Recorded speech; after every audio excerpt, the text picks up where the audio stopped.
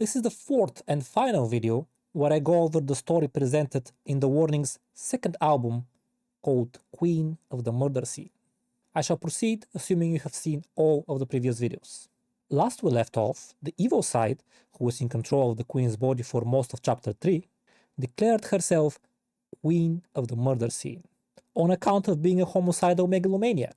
She even killed someone in the song Queen of the Murder Scene, as per my interpretation. Although I suspect if anyone was to disagree with that, they would disagree with the amount of murders in that song, citing a number higher than 1. Speaking of serial killing, maybe mass murder, the first song of chapter 4 is titled Psychotic. Or, well, the cheerleader version of that. P-S-Y-C-H-O-T-I-C. Yeah, I've heard the song a few times. There's a period after each letter everywhere I have seen, even here. Except in the title here, where they skip the period after the last C. For some reason, it bothers me when people skip the last period. Why? Don't do it, please. But even though the last period is missing from here, I still appreciate that they put it everywhere else. Now, despite the periods, I believe the word is not an abbreviation, but rather a reference to this styling.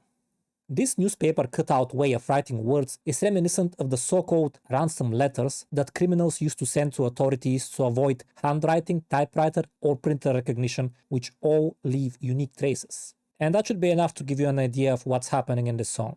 The evil side is on the loose doing bad things. We have red splatters over this page as well. You know what that means.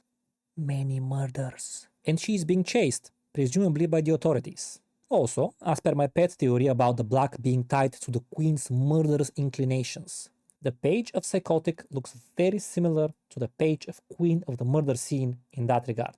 I will also note, as someone mentioned in the comments of the previous video, that what is likely going on with the Queen psychologically speaking is dissociative identity disorder, or DID for short, which is where the extra personalities in her head come from. From what little I know, DID does not exclude the possibility of also suffering from psychosis.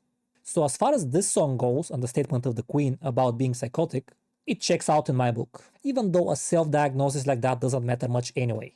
She'd need to be evaluated by a professional. Anyway, that's all I'll say on the subject. You can look up DID and psychosis if you're interested. Back to the song. I could just say the Queen, the personality, is starting to become like the evil side, and she is mocking the people who are trying to capture her, and I could just leave it at that. I think that's the original idea behind this song, or at least the band made it seem that simple in Vlog 26. But if I leave it at that, I won't be able to spin the next song in the way that I would like to. So I will go a bit more in-depth with Psychotic. To me, the character singing this song is the Queen, while the evil side is running rampant with the body, committing atrocities. And as I mentioned, the Queen is starting to vibe with that in this song. That darkness deep down I've been talking about since the very first song, the Queen is finally accepting it. Next, I should go over the word psychotic. Even though I said I wouldn't, this is relevant to potential interpretations, so I will. Psychotic is someone who suffers from psychosis. And psychosis is a condition of the mind or psyche that results in difficulties determining what is real and what is not real. Symptoms may include delusions and hallucinations, among other things. The reason I wanted to mention this is to give you a venue for interpreting chapter 4, or even the previous chapters, something different from my suggestions. You can choose to view anything and everything as psychotic delusions. Since everything is from the point of view of the Queen, you can choose to view anything and everything in this album as psychotic delusions. I don't think that would make for a compelling story, so I'm going to assume that everything described does actually happen. Here is my main takeaway from this song. Yes, the Queen is being consumed by the evil within her, but this song also shows remnants of her more human part.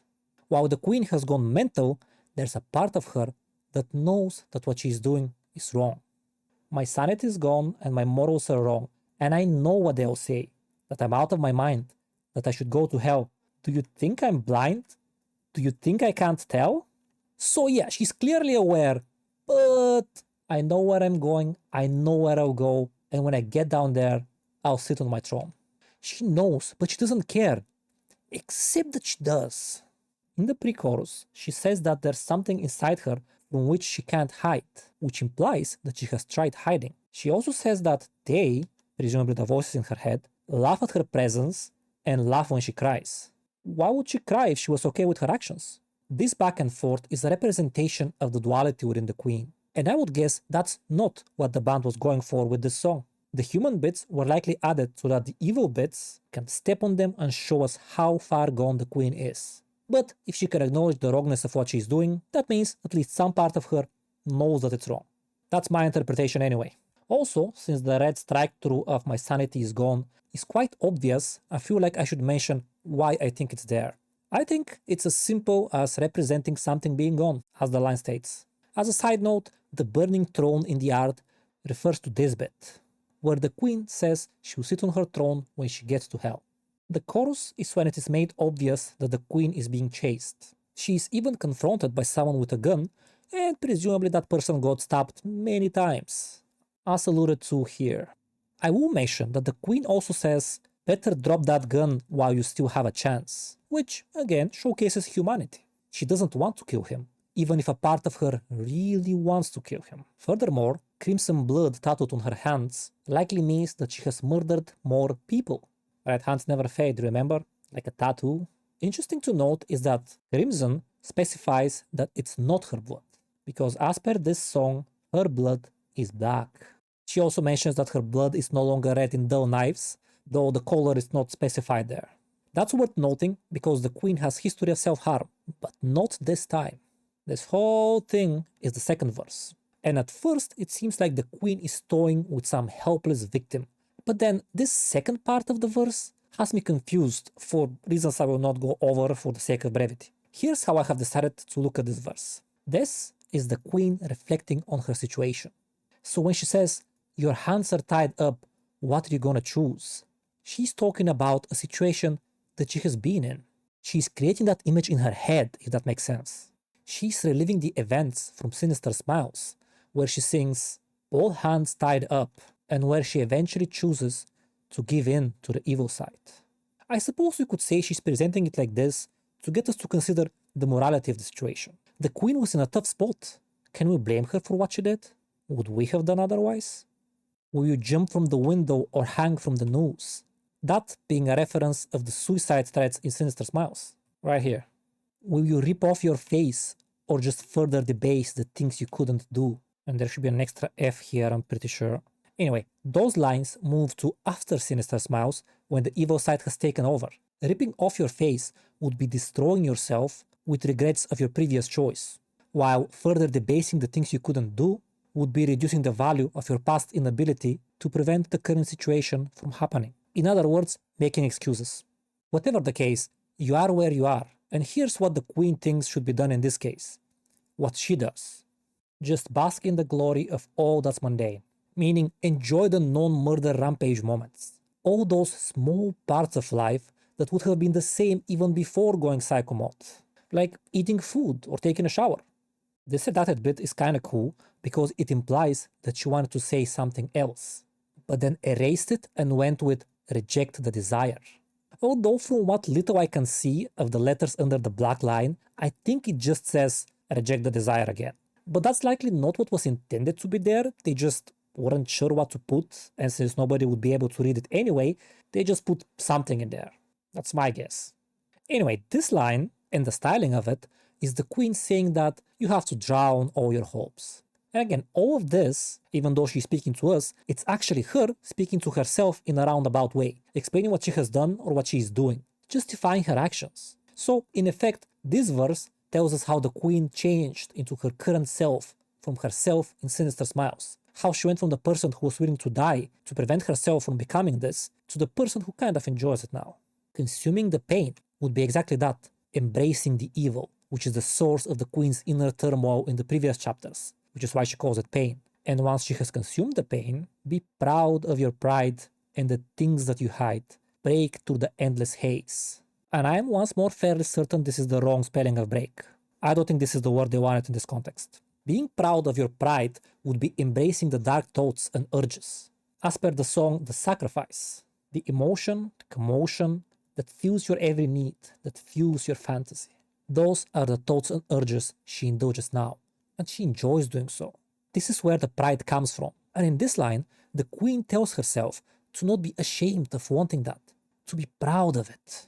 The things that you hide refers to the same thing. since before the evil side, she tried to pretend the darkness wasn't bubbling inside her. This is also showcased in the sacrifice. I see through the facade that you're portraying us. You can't forget though you have tried. Don't reject the darkness in your eyes. The haze that the queen is breaking through is the resistance she used to have for all the psycho things going on in her head. Lastly, I would like to mention that the way the queen's state is described is fantastic. Her blood being black like the thoughts in her head, talking about going to hell to sit on her throne, her eyes being wild and inhuman, and the cherry on top, I can feel myself smile. I love that line because it indicates she's aware of her smile only because she can feel her face making that shape, not because she has found something to smile at. It's unconscious, it happens on its own. It's magnificent. Again, I'm not sure how much of this was supposed to be there in the way that I interpreted, and how much of it was me telling stories. But I do know that whatever is in the text was put there mostly by Paulina, because she is the only person credited for the lyrics in the credits down here. Anyway, while the queen is having the time of her life, and in the time of other people's lives, something is brewing. A hunter is born. Which is the name of the next song. It's called Hunter. And I'm actually going to deviate from the canonical lore of the song. In Vlog 26, the band says that this song is from the point of view of a new character, the actual Grim Reaper, who is upset that the queen is going around and murdering people, which is his job. So, by the end of this song, he mortally wounds the queen. This is also foreshadowed in the prologue, where they say, death becomes alive. This song is what it refers to, but I am going to ignore all that except for the part where the queen is dealt fatal blow by the end of the song, which also doesn't explicitly happen, same as in Stoker, it's just implied, but it's a lot more strongly implied here. Now, why am I going to ignore all that? Well, because all of the songs in this album are from the point of view of the queen or her second personality, which is still her, except this song. Why change that now? It would be inconsistent. It would be odd. It is also, in my opinion, a better storyline if instead of having the manifestation of death take over the point of view and hunt down the protagonist of the story, we use this song to further develop the main character. It would be a more cohesive story that way, and I also like the mental image of the Grim Reaper being another creation of the Queen's mind. The human part from the previous song, whose existence I insisted on pointing out. The last shred of humanity in the Queen, knowing how wrong what she was doing is, manifested another personality within the Queen before being extinguished. Maybe what happened was something along the lines of the Queen's conscience. So the evil side going on a rampage, and the Queen essentially merging with the evil side, and thought, oh, she's acting like she's the Grim Reaper. Well, I'm sure the actual Grim Reaper will come for her soon enough. And lo and behold, a new identity is born. I have to say, when someone is trying to kill you and also lives in your head, the following lines hit hard. I'm one step behind when you close your eyes. I'm breathing down your neck. I'm the chill down your spine. Your shadow, your ghost. I'm here to collect. That is terrifying. You would not be insane to be afraid to close your eyes, because every time you do, you might just lose control to the Grim Reaper. Also, the following is one hell of a threat. You relish the pain, well, cherish it more, because after this, there will be nothing to feel anymore. And even more so, you went through hell, you go through it again. It's not a question of why, it's a question of when. And that coming from someone who can take over at any moment. Damn. The writing in this whole song is brilliant and I can gush over it for a long while. The styling of the text is great. This text here, run, you can't escape your fate, being right next to the Grim Reaper. This ink drop here, when in the previous song, the queen said her blood is black, and in this song she is dealt a mortal wound. This here reference to the song Queen of the Murder Scene, where the evil side said she can't be killed. Take back what is mine, potentially being a delusion on the side of the Grim Reaper, who thinks once she kills the queen, and by extension the evil side, she will get to be the only person in the queen's mind. I could go on, but the queen is bleeding out. There's no time. I will spare a moment, however, to tell you to listen out for the whispers when you next listen to the song, especially in the bridge. They're so good. Also, if you still remember back when I said that there are only 2 songs on the album whose music and lyrics were credited to The Warning rather than one or all of the 3 sisters, and if you are wondering which the second song is, it's Hunter. It's this one. Alright, moving on to the next song, Before the Queen Meets Her End, which is what the last song of the album is fittingly called. The end, with the subtext, stars always seem to fade. Paulina is once more the only person credited with the lyrics of the song. And before I start, I have a confession to make. When Paulina sings a sad song, it kills me. If I need a good cry, I just fire up one of the ballads, and this song is no exception. The whole song just hits so hard. I was going to note a few lines when I realized I was going to note pretty much all lines. The song somehow hits even harder if you look at the art of it.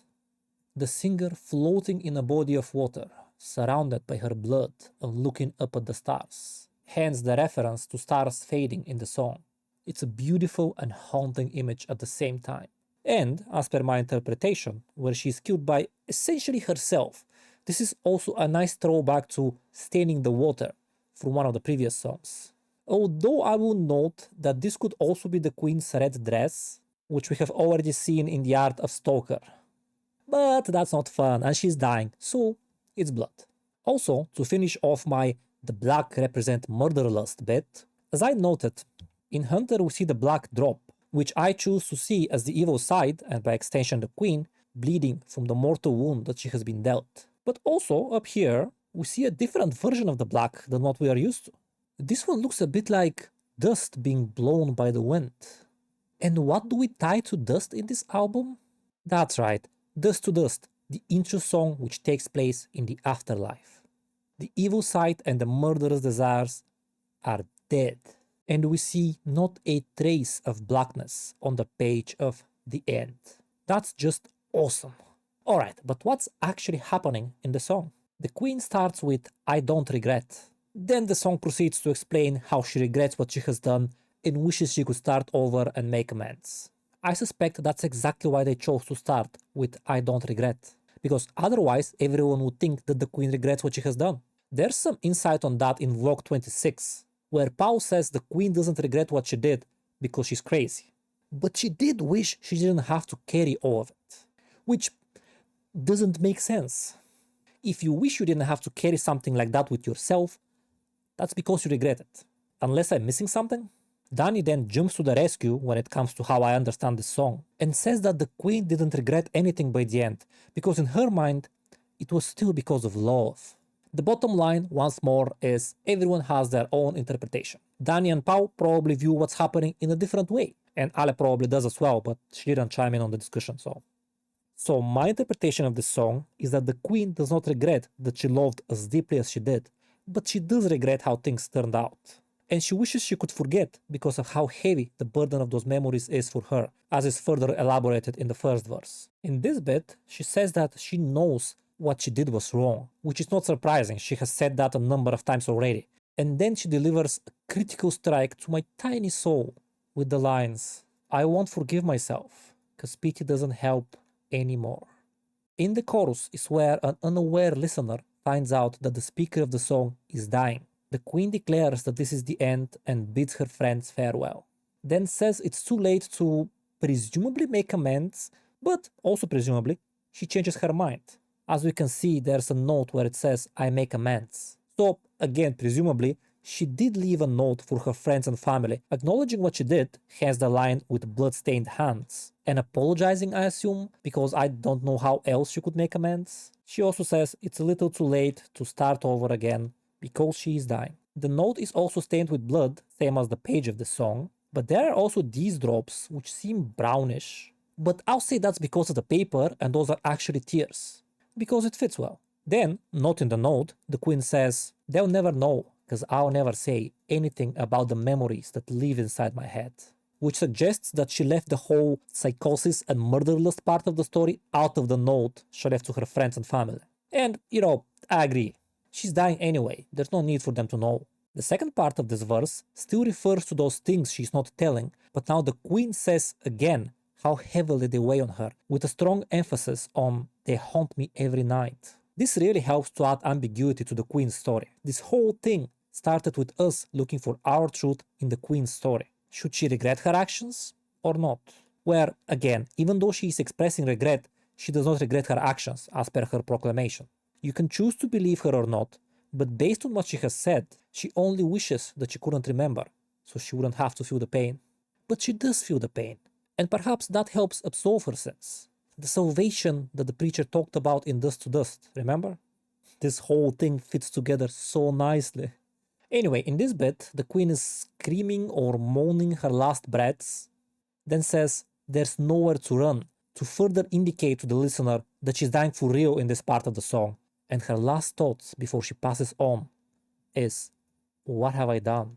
Underscored. And now that you have heard the whole story, you can make up your mind. You can forge your own truth. Worth noting here is that in the song, they sing the chorus again after that last part, which is the bridge, and they repeat start again a couple of times at the end of the song, which kind of tells you to start the album again, so you can hear Dust to Dust, which ties beautifully to this song. As reported by the band, this is a happy accident as they didn't intend for it to be that way.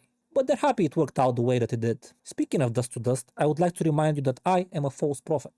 Everything in these videos has been my interpretation of the story, and my conclusion of it is also my own. Speaking of which, I wanted to caveat this before I tell you that, to me, the queen should have had regret. She killed people, and while she hurts deeply because of that, and even though she is the one who put an end to her own rampage, without regret, salvation is not possible. That is my truth.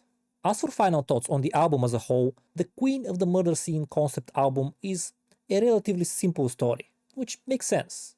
Music is a fantastic medium of art, but there's only so much you can do with it when it comes to long-form storytelling.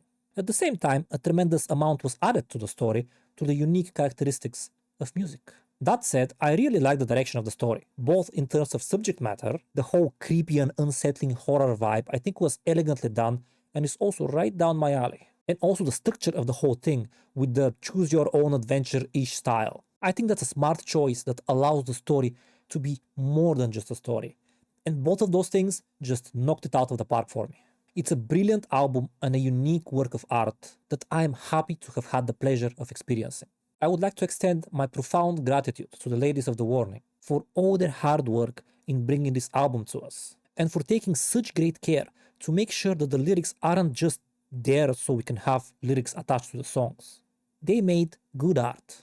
You know, not that they'll ever find out about my gratitude, but if they do, I would also like them to know that I require no apology for the long and arduous hours I have spent deciphering the story.